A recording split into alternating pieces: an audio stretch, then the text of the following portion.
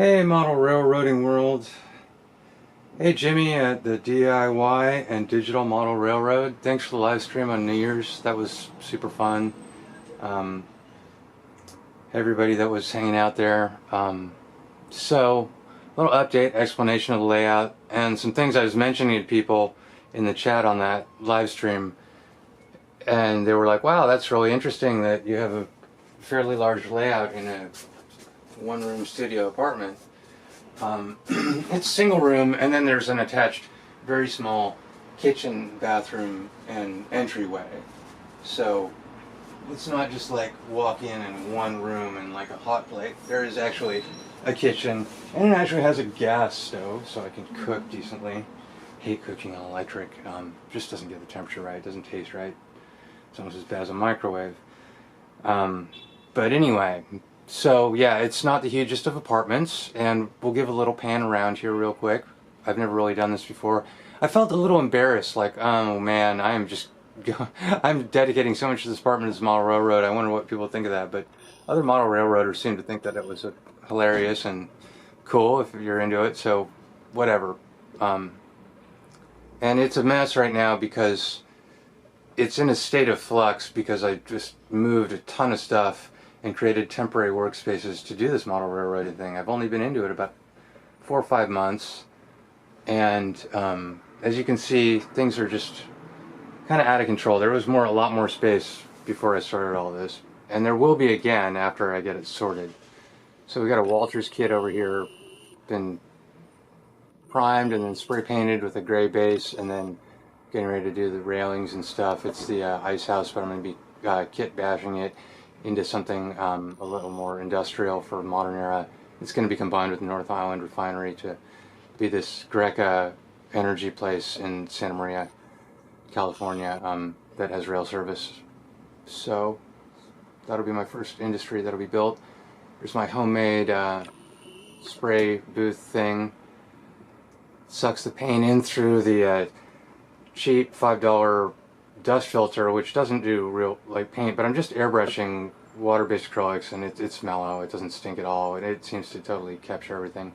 And behind that cheap $5 filter is shredded newspaper, and if you shred that stuff up and rip it all up into a big bundle of air channels and surface area, it actually works really good at just capturing the paint. Nothing's touching the fans on the back side of that. They're just old PC fans from water cooling days. So I used those for years, got all the use out of them. They were sitting in the box in the closet, so it basically cost me nothing. And it works. And I'm going to do some more painting today of that kit. Another project, T-Rex 3D print that is falling apart because the PLA over time. Don't print anything that you want over time out of PLA. Use PETG, PETG, or PETG filament is more archival, is more long-term.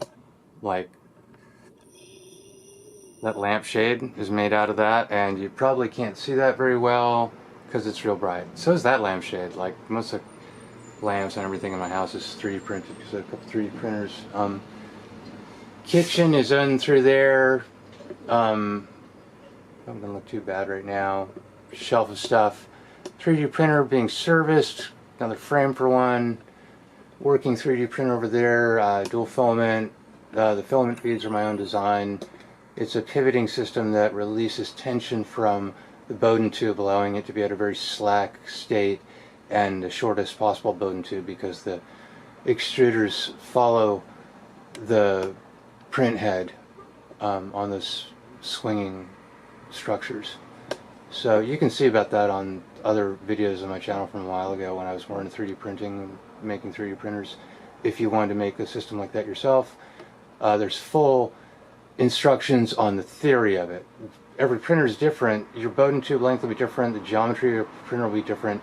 So the linkage length will be different. Everything else will be basically the same. And once you're into 3D printers, and if you are doing dual filament and you're doing flexible filament and you need short Bowden tubes, you'll know what I'm talking about, and you'll be able to design a system by looking at mine. It's not the kind of thing where if I just put the parts on like Shapeways or Thingiverse, it would work for you because it's all been specifically designed for this printer's geometry.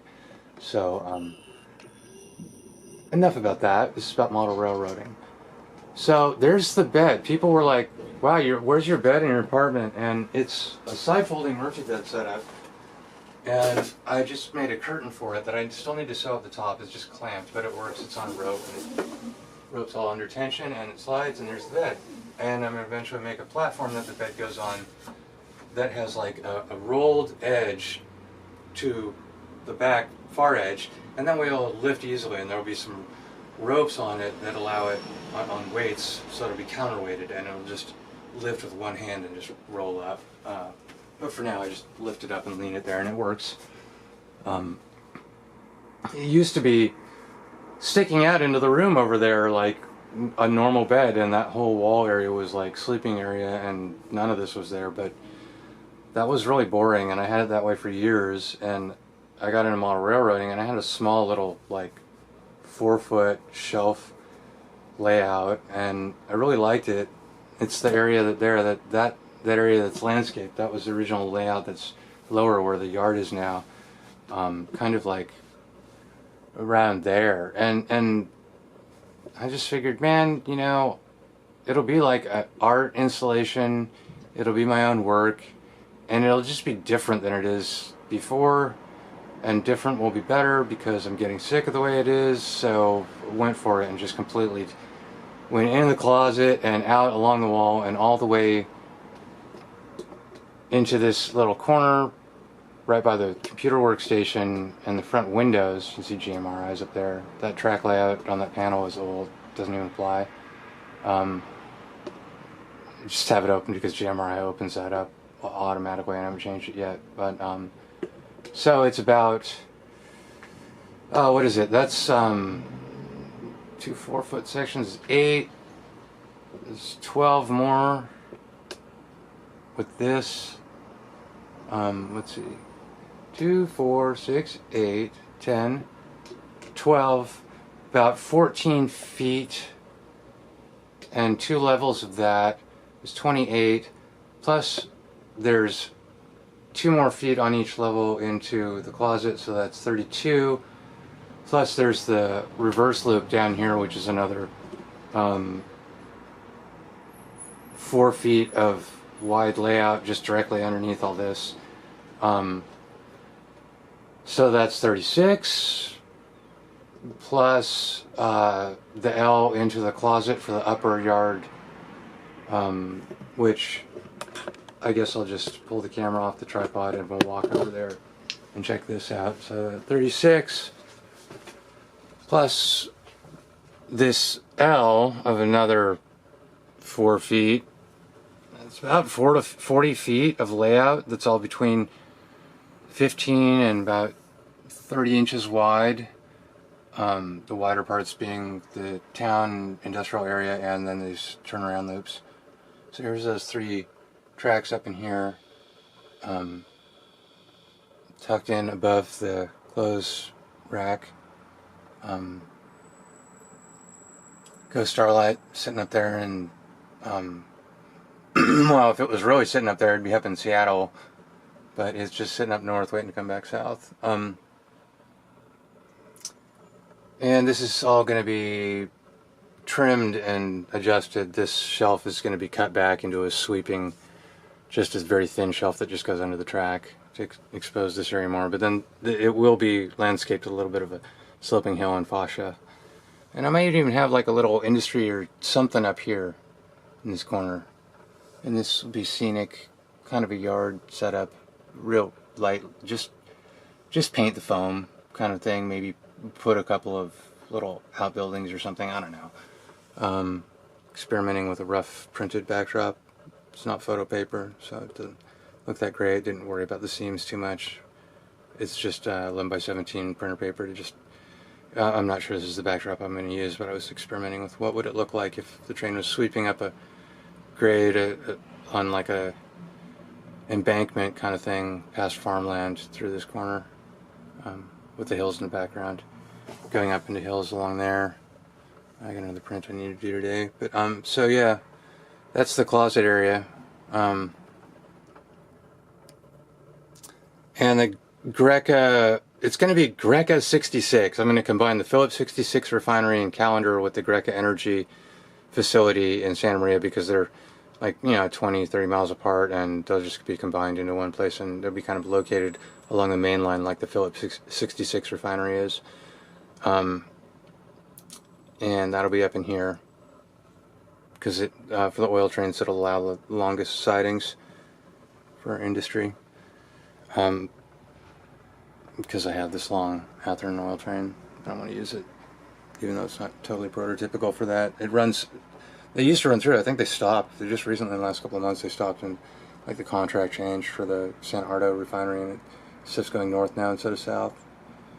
Someone was saying that it might be trucks, but I can't see that, because it's like bulk product like that, you need trains. I mean, you can't pay a driver for every little unit of cargo that you're moving from a place like a refinery or a quarry or something like that. I mean, if you do, it just puts a cap on the amount of business you can do, and the amount of profit that they're going to be making, because they have so much overhead of manpower to move bulk product, versus someone that can just have a siding and throw it all in a bunch of freight cars and send it on its way with like 2 guys dealing with that until it gets hundreds or thousands of miles, versus like a guy stopping for gas and food and whatever, on highways along the way and dealing with traffic. And just like, for bulk commodities, it's like ships. You don't send them on sailboats. So anyway, yeah, so kind of ranting, but that's part of the layout. This is the industrial switching area, and I've recently switched how the Santa Maria Valley Railroad local line track goes. Now it's going along the main line back, and then looping around like this, and coming into the switching areas, coming off like that, which is really kind of wrong. They should be leading off, angling this way. I may change that. I may change it all around. And I think I'm going to add just a little bit of deck here, about 10, 12 inches, just the width of the shelf below it. And a little bit coming out here as well, just like 12 inches out to here, so there'll be a tunnel entrance there, so that'll look cool, and the train will just go in. And then also it'll give me space for one more decent sized industry over here, which I need, because there's a cable manufacturer in Santa Maria City that's at the very end of all their local line work. It's trains run through town and all that, but they do a lot of business. They're expanding. They've expanded their factory, and it's a factory, one of like 8 or 10 globally, for a global cable and electrical systems supply manufacturer. I think it's just cable, and fairly heavy duty cable, looking at the spools in their outside their factory. And they need to be involved. They're a primary industry that needs to be modeled, and they're at the end of everything, and so it needs to be at the end of everything. Out over here, so that train's bringing the, I guess it's covered hoppers, pelletized metals for doing alloys, to then extrude and spin into cables, I guess, is what I imagine they may be doing. I went to school for industrial design, so I know a little bit about manufacturing, but that's a total guess as far as why they seem to be accepting covered hoppers, and they're a cable manufacturer, as to what's in those. I don't know. But I have, like, sourced metals to do machining projects and things like that in metal, and I know how to use a mill and lathe, so I'm not a total stranger to light heavy industries, the basics of heavy industries. Did a little tiny bit of casting in school and things like that. Anyway, so don't want to make this drag on too long, and I was actually going to run some trains for this. But that is that kind of explanation of the apartment and the layout and how much space it takes and how it works in this apartment.